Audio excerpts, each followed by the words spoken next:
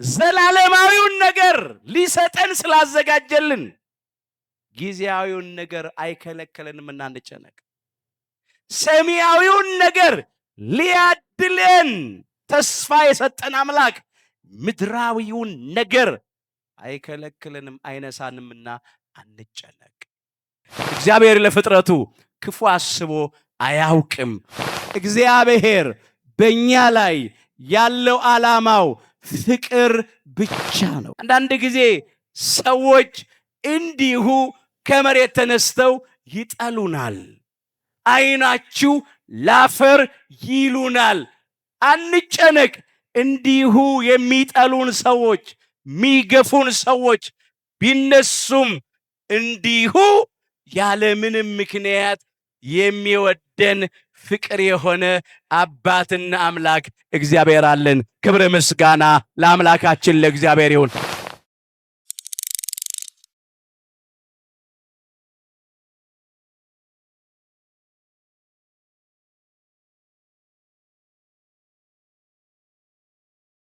ኢትተክዙ አትጨነቁ። የማቴዎስ ወንጌል ምዕራፍ 6 ቁጥር 25። ለዛሬ አምላካችን እግዚአብሔር እንደረዳን መጠን በሚኖረን ጊዜ የምንማርበት የትምህርታችን ርዕስ ይሆናል። ዛሬ በዚህ ርዕስ ለመማር የመረጥንበት ሁለት ምክንያት አለን። የመጀመሪያው ምክንያታችን በዚህ ምድር ላይ ስንኖር ሕይወት ብርቱ ሰልፍ ስለሆነ በአንድ ወይም በሌላ መንገድ በቀጥታ ወይም በተዘዋዋሪ መንገድ በግል ሕይወታችን ሊሆን ይችላል፣ በቤተሰብ ጉዳይ፣ በማህበራዊ ጉዳይ፣ በሀገር ጉዳይ ሊሆን ይችላል። እንጨነቃለን። የጭንቀቱ አይነትና መጠን ይለያይ ይሆናል እንጂ በምድር ላይ ስንኖር እያንዳንዳችን የሚገጥመን ጭንቀት አለ። መጽሐፍ እንደዚህ ይላል፣ በምድር ላይ የሰው ሕይወት ብርቱ ሰልፍ አይደለምን ይላል መጽሐፈ ኢዮብ ምዕራፍ 7 ቁጥር 1 ላይ። ሕይወት ብርቱ ትግል ነው። ውጣ ውረድ አለበት፣ ሰልፍ አለበት። ከዚህ የተነሳ እንጨነቃለንና ከጭንቀታችን እንድንረጋጋ ከሐዘናችን እንድንጽናና ይህንን ኃይለ ቃል ርዕስ አድርገን አንስተናል። ሁለተኛው አሁን ያለንበት ዘመን አስጨናቂ ዘመን ስለሆነ ነው። እስቲ በሉ ከኔ ጋራ በመጨረሻው ቀን በሉ። የሚያስጨንቅ ዘመን። ምን የሚል ዘመን? አዎ የሚያስጨንቅ ዘመን እንዲመጣ ይህንን እወቅ ይላል ሁለተኛ ጢሞቴዎስ ምዕራፍ 3 ቁጥር 1 ላይ። አይኖቻችን ከሚያዩት ክፉ ነገር የተነሳ፣ ጆሮቻችን ከሚሰሙት ክፉ ነገሮች የተነሳ ዘመኑ አስጨናቂ ነው። ዘርዝሮታል። በምን ምክንያት እንደምንጨነቅ አንብቡት። እዚያ ሁለተኛ ጢሞቴዎስ ምዕራፍ 3 ከቁጥር 1 ጀምሮ በመጨረሻው ቀን የሚያስጨንቅ ዘመን እንዲመጣ ይህንን እወቅ እያለ ሰዎች ራሳቸውን የሚወዱ ይሆናሉ፣ ገንዘብን የሚወዱ ይሆናሉ እያለ ይዘረዝራል። ይሄ ዘመን በጣም አስጨናቂ ነው። ሁላችንም በሕይወታችን ጭንቀት አለ። መጠኑ አይነቱ ይለያያል። ስለዚህ እንዴት ነው ከጭንቀት የምንረጋጋው? እንዴት ነው ከሐዘናችን የምንጽናናው? ይሄንን ለማየት ነው ይሄንን ኃይለ ቃል ርዕስ አድርገን ያነሳ ነው። እስቲ በሉ አትጨነቁ በሉ። ርዕሳችን ነው የማቴዎስ ወንጌል ምዕራፍ 6 ቁጥር 25። በዚህ ርዕስ ውስጥ በመጀመሪያ አምላካችን ጌታችን መድኃኒታችን ኢየሱስ ክርስቶስ አትጨነቁ ያለን ለምን እንደሆነ እንመለከታለን። ሁለተኛ ጭንቀት ወደ ሕይወታችን መምጣቱ አይቀርምና ከሚመጣብን ጭንቀት ከሚገጥመን ጭንቀት እንዴት መውጣት እንደምንችል አይተን ትምህርታችንን እንተከልለዋለን። አምላካችን ጌታችን መድኃኒታችን ኢየሱስ ክርስቶስ በዚህ ምድር ላይ እየተመላለሰ ሕሙማነ ሥጋን በእጁ ታምራት፣ ሕሙማነ ነፍስን በቃሉ ትምህርት በሚፈውስበት ጊዜ የተናገረው ቃል ነው። አትጨነቁ። አትጨነቁ ያለበት ምክንያት በጣም ብዙ ነው፣ ግን ዋና ዋናዎቹን ብቻ እንመለከታለን። በመጀመሪያ አምላካችን ኢየሱስ ክርስቶስ አትጨነቁ ያለን እርሱ ስለኛ ያስብልናልና ነው። እስቲ በሉ እርሱ በሉ ስለ እናንተ ያስባልና የሚያስጨንቃችሁን ሁሉ በእርሱ ላይ ጣሉት። አንደኛ ጴጥሮስ ምዕራፍ 5 ቁጥር 7 አባታችን ሊቀ ሐዋርያት ቅዱስ ጴጥሮስ የመዘገበው ቃል ነው። እርሱ አለ የሁላችንን አባት የሁላችንን አምላካችን እግዚአብሔርን ነው ስለ እናንተ ያስባልና አለ። ስለ እያንዳንዳችን እግዚአብሔር ያስባል። እኛ ለራሳችን ከምናስበው በላይ እግዚአብሔር ለኛ ያስብልናል። እኛ ለራሳችን ሚጠቅመንን ከምናውቀው በላይ እርሱ ለኛ ያውቅልናል። ስለዚህ ልንጨነቅ አይገባንም። ለምን? የሐሳብ ብዛት ነው ወደ ጭንቀት የሚለወጠው።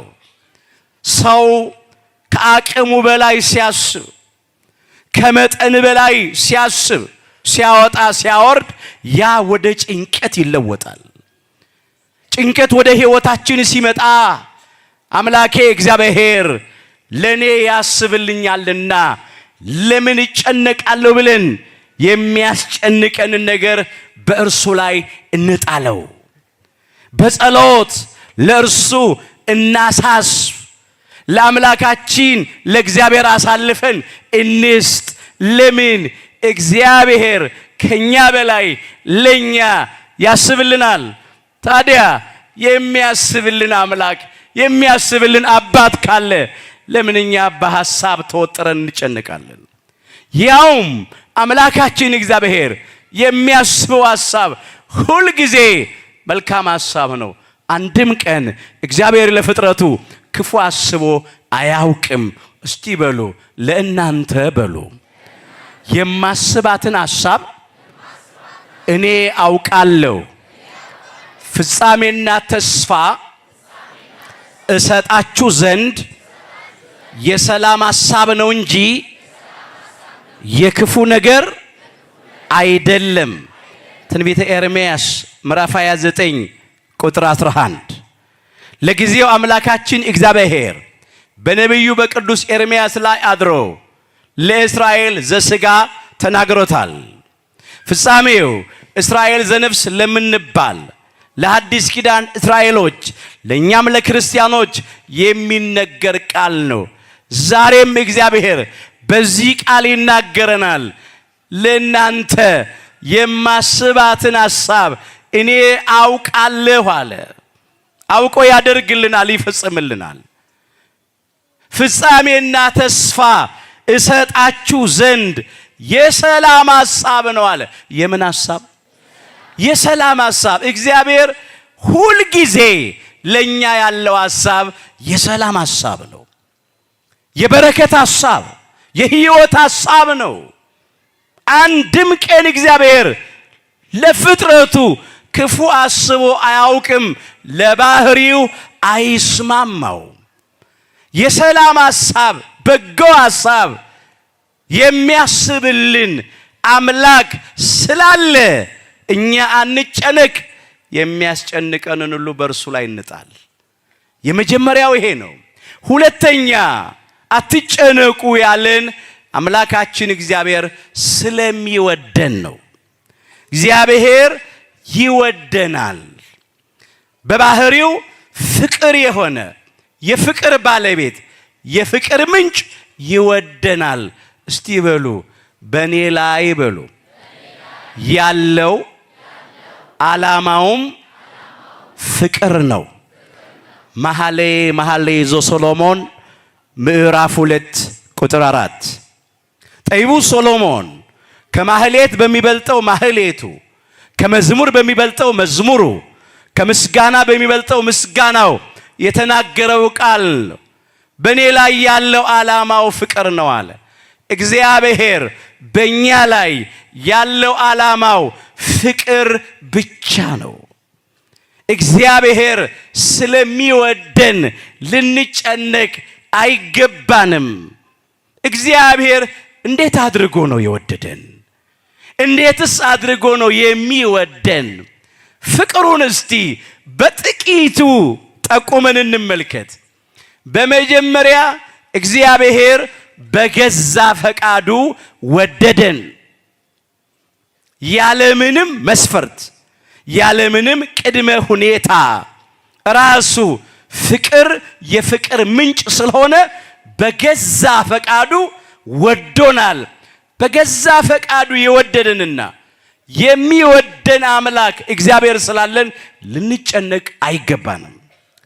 ሁለተኛ እኛ ሳንወደው እሱ አስቀድሞ ወደደን። ከኛ የጠበቀው የፈለገው ምንም ነገር የለም። እንዲህ አስቀድሞ ወደደን ራሱ ማለት ነው። ሶስተኛ አምላካችን እግዚአብሔር እንዲሁ ወደደን፣ ምንም ሳያገኝብን የሚወደድ ነገርም ሳይኖርብን እንዲሁ ወደደን። አንዳንድ ጊዜ ሰዎች እንዲሁ ከመሬት ተነስተው ይጠሉናል፣ ዓይናችሁ ላፈር ይሉናል። አንጨነቅ። እንዲሁ የሚጠሉን ሰዎች፣ የሚገፉን ሰዎች ቢነሱም እንዲሁ ያለምንም ምክንያት የሚወደን ፍቅር የሆነ አባትና አምላክ እግዚአብሔር አለን። ክብር ምስጋና ለአምላካችን ለእግዚአብሔር ይሁን። ስለዚህ እንዲሁ ወዶናል፣ እንዲሁ ይወደናል። አራተኛ ገና ኃጢአተኞች ሳለን ወዶናል። እስቲ በሉ ገና በሉ ኃጢአተኞች ሳለን ክርስቶስ ስለ እኛ ሞቷልና እግዚአብሔር ለኛ ያለውን የራሱን ፍቅር ያስረዳል። ሮሜ ምዕራፍ 5 ቁጥር 8 ገና ምኖች ሳለን፣ በደንብ ተናገሩ። ገና ምኖች ሳለን፣ ኃጢአተኞች ሳለን፣ በደለኞች አመፀኞች ሳለን አምላካችን ጌታችን መድኃኒታችን ኢየሱስ ክርስቶስ በዕፀ መስቀል ላይ ተሰቅሎ ስለ እኛ በሥጋ ሞቶልናልና እግዚአብሔር ለኛ ያለውን የራሱን ፍቅር ያስረዳል አለ። የወደደን ኃጢአተኞች በደለኞች ሳለን የሚወደድ ነገር አልነበረንም። ኃጢአተኛን ማን ይወደዋል? ለኃጢአተኛ ሰው ማን ይሞታል? ለጻድቅ ሰው፣ ለቅዱስ ሰው፣ ለደግ ሰው የሚሞት በጭንቅ ይገኝ ይሆናል ይላል። ይቀጥልና ለኃጢአተኛ ግን የሚሞትለት አይገኝም። ኃጢአተኛን በደለኛን ሰው ሰዎች ብቻ አይደሉም ራሱንም ይጠላዋል። እያንዳንዳችን በደል ሰርተን ረክሰን ስንገኝ ራሳችንን እንኳን እንጸየፈዋለን፣ እንጠላዋለን። ከኃጢአታችን የተነሳ ምን ይላል መጽሐፍ? እስቲ በሉ በርኩሰታቸውም በሉ ስላደረጉት ክፋት ራሳቸውን ይጸየፋሉ። ትንቢተ ሕዝቅኤል ምዕራፍ 6 ቁጥር 9 ጤነኛ አእምሮ ያለው ሰው ሁሉ ኃጢአት ሰርቶ ሲጨርስ ራሱን ይጸየፋል፣ ራሱን ይጠላዋል።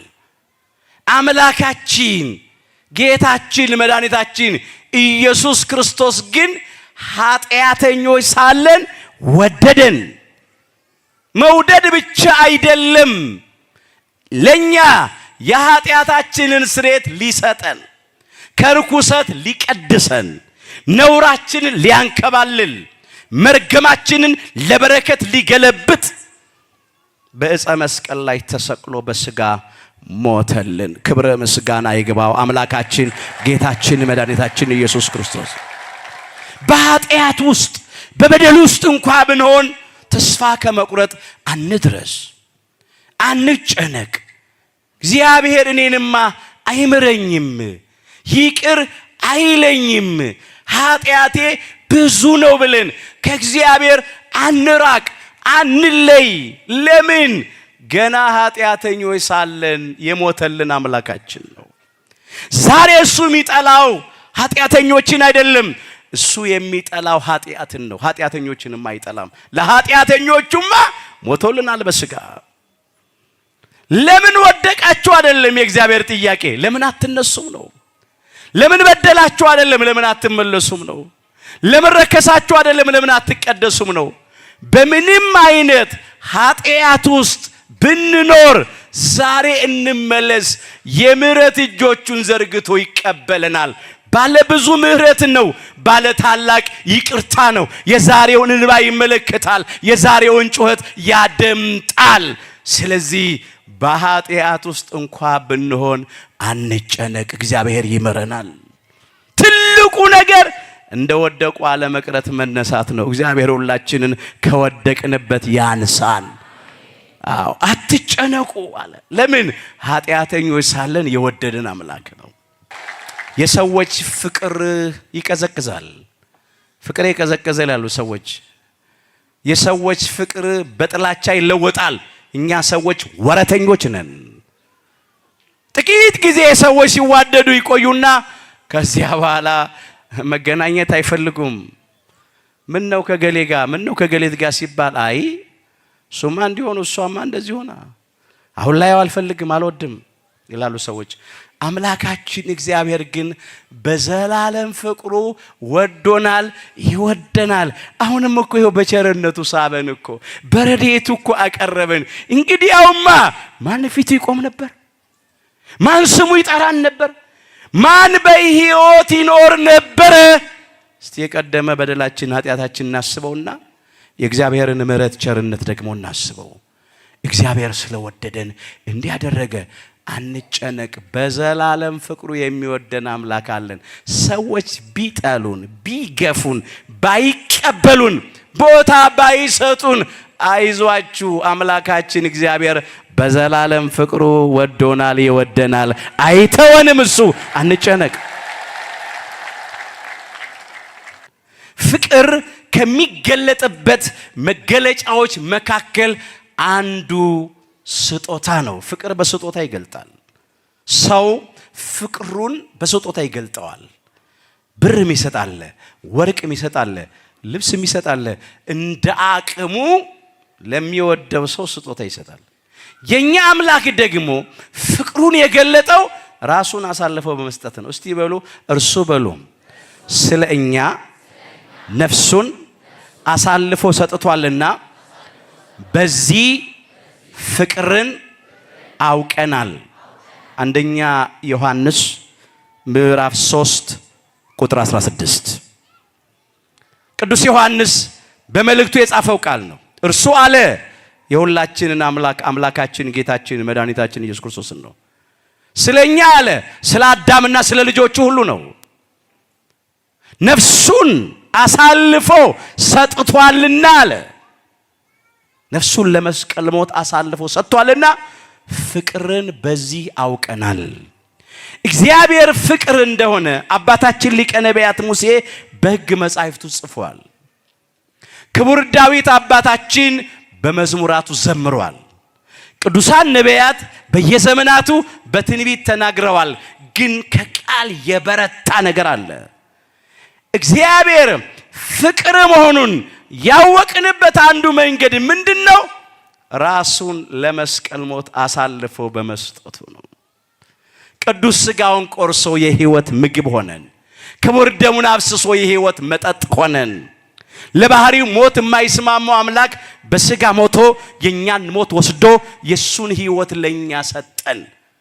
ስለዚህ ነፍሱን ለመስቀል ሞት አሳልፎ እስከ መስጠት ድረስ ወዶናልና ልንጨነቅ አይገባንም። ራሱን የሰጠን አምላክ ምን ይከለክለናል? አስተውሉ ወገኖቼ፣ ለምን ነው የምንጨነቀው? አምላካችን እግዚአብሔርን ምን ያህል ትወደኛለህ ብንለው በአይነ ህሊናችን ቀራንዮ ኮረብታ ላይ መውጣት ነው። እንዲህ ብሎ ይመልሰናል። እሱ በዕፀ መስቀል ላይ ተሰቅሎ እርቃኑን ውሎ ስጋዬን ቆርሼ ደሜን አፍስሼ እስከ ሰጣችሁ ድረስ ነፍሴን ለመስቀል ሞት አሳልፌ እስከ ሰጥ ድረስ እስከ ጎለጎታ መቃብር በስጋ ሞቼ እስከ መውረድ ድረስ ደርሼ እወዳችኋለሁና አትጨነቁ ይለናል። ክብረ ምስጋና ለአምላካችን ለጌታችን ለመድኃኒታችን ለኢየሱስ ክርስቶስ ይሁን። ስለሚወደን አንጨነቅ። ሁለተኛው ይሄ ነው። ሶስተኛው አትጨነቁ ያለን አምላካችን እግዚአብሔር ሳንለምነው የሚያስፈልገንን አውቆ ስለሚሰጠን ነው። እስቲ በሉ ሳትለምኑት በሉ አባታችሁ የሚያስፈልጋችሁን ያውቃል። የማቴዎስ ወንጌል ምዕራፍ 6 ቁጥር 8 አምላካችን ጌታችን መድኃኒታችን ኢየሱስ ክርስቶስ አባታችን ሆይ የሚለውን ጸሎት ለቅዱሳን ሐዋርያት ባስተማራቸው ጊዜ የተናገረው ቃል ነው። የኛ አምላክ እስክንለምነው አይጠብቅም። ሳንለምነው የሚያስፈልገንን አውቆ የሚሰጠን የሚያደርግልን አምላካችን ነው። ሳንለምነው እኮ ነው ሁሉን የሰጠን። የመጀመሪያዎቹን ሰዎች የሁላችንን አባት አዳምንና የሁላችንን እናት ሔዋንን ከመፍጠሩ አስቀድሞ የሚያስፈልጋቸውን ነገር ፈጠረላቸው፣ ፈጠረልን። እነርሱን ከማዘጋጀቱ አስቀድሞ የሚያስፈልገንን ነገር አዘጋጀልን። ከዚያ እነሱን አዘጋጀ። አስተውሉ፣ የኛ አምላክ እንዲህ ነው። ሳንለምነው የሚያስፈልገንን አውቆ የሰጠንና የሚሰጠን አምላካችን ነው።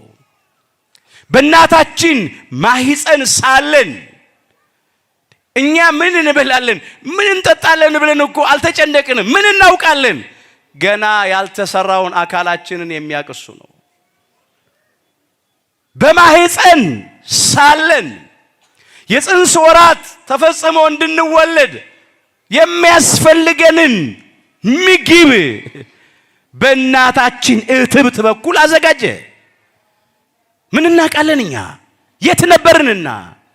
ከዚያም ከእናታችን ማህፀን ልክ እንደወጣን እየተጋትን የምናድገውን ወተት በእናቶቻችን ጡቶች አዘጋጀ። እናቶቻችን የተለያየ አይነት ምግብ ይበላሉ፣ የተለያየ አይነት መጠጥ ይጠጣሉ። ግን እኛ እየተጋትን ያደግነው ነጩን ወተት ነው። ይሄ የእግዚአብሔር ድንቅ ስራ ነው። ልንጨነቅ አይገባም ወገኖቼ። አዎ እሱ ነው ይሄን ያደረገው። መቼ ነበርን እኛ እንዲህ ምን እንደሚያስፈልገን እኮ አውቆ ነው የሚያዘጋጀው። እንኳን አምላካችን እግዚአብሔር እናታችንም የሚያስፈልገንን አውቃ ታዘጋጃለች። እናቶች በጸነሱበት ጊዜ አዎ ለልጆቻቸው የሚያስፈልገውን ነገር ያዘጋጃሉ። የሚበላ የሚጠጣ የልጆች ምግብ፣ ከዚያም በኋላ የሚለብሱትን ልብስ፣ የሚያስተኙበትን አልጋ እንዴት አድርገው እንደሚያሳድጓቸው የተንከባከበው ያስባሉ። ወላጆች ለራሳቸው አይኖሩም፣ ብዙ ጊዜ ለልጆቻቸው ነው የሚኖሩት። በስጋ የወለደችን እናታችን እንዲህ አድርጋ የምታስብ ከሆነ የሚያስፈልገንን አውቃ ቀድማ የምታዘጋጅ ከሆነ የኛ አምላክ እግዚአብሔር ከእናት ይልቅ እናት ነው፣ ከአባት ይልቅ አባት ነው። ወገኖቼ አንጨነቅ። ክብር ምስጋና ለአምላካችን ለእግዚአብሔር ይሁን። አንጨነቅ። አንዳንድ ጊዜ ለምኜ ልመናዬ ባይፈጸም አይደለም እንለው፣ እግዚአብሔር ባይሰጠኝስ፣ ባይከናወንልኝስ፣ ባይሆንልኝስ አይደለም እንለው አንበል። የኛ አምላክ ከምንለምነው ወይም ከምናስበው ይልቅ እጅግ አብልጦ የሚያደርግ አምላክ ነው። ዘላለማዊውን ነገር ሊሰጠን ስላዘጋጀልን ጊዜያዊውን ነገር አይከለከለንም እና አንጨነቅ። ሰማያዊውን ነገር ሊያድለን ተስፋ የሰጠን አምላክ ምድራዊውን ነገር አይከለክለንም አይነሳንምና አንጨነቅ።